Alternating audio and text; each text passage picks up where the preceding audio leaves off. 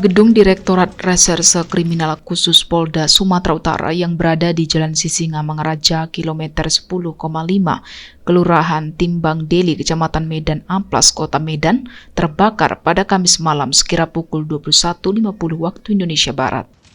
Dalam rekaman video, tampak api membakar salah satu ruangan di gedung Ditreskrimsus Polda Sumut.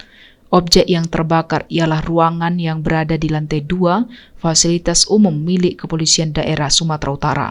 Sejumlah petugas kepolisian mencoba memadamkan api dengan alat pemadam api ringan yang tersedia, namun api telah sempat membesar hingga ke bagian luar bangunan.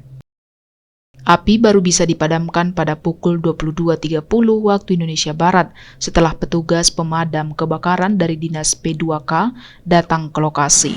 Hingga saat berita ini terbit belum diketahui penyebab pasti kebakaran ruangan tersebut.